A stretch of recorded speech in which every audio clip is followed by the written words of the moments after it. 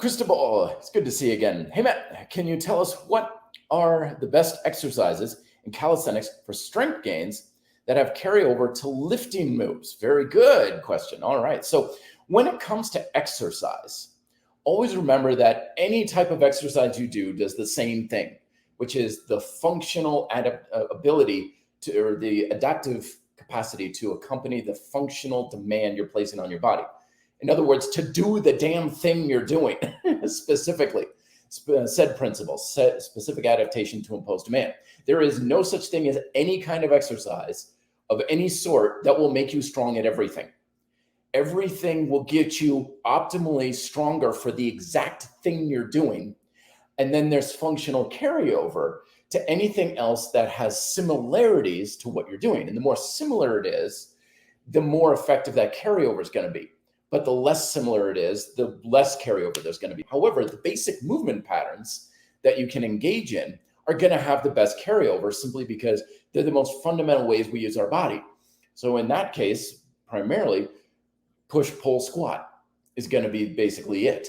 And that's why I wrote an ebook on it called Push, Pull, Squat. It's what you want to focus on, those three movement patterns for the greatest functional carryover, for the ability for building up your physique, for the ability to have strength that carries over to other things. That's why most athletes, it'll be squats are one of the staples for you. Basically, if you can get better and stronger at any type of squatting technique, that's probably going to have a lot of carryover to anything you're going to use your legs for. However, things that are more fancy and tricky and circus tricky and stuff like that are just not going to have as much functional carryover. Now, an example might be if you have a weak link, though.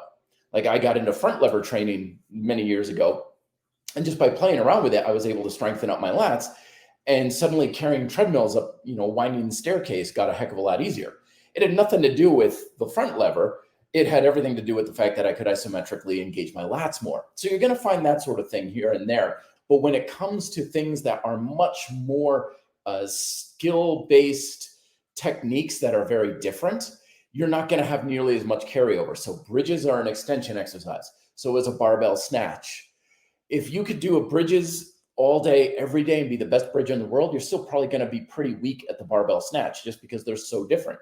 And the opposite goes for that too.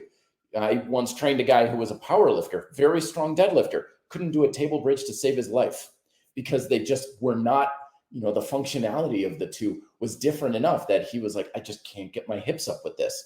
It's not that he didn't know how to use his muscles. They weren't strong, but the movement itself wasn't strong because it was technically so different.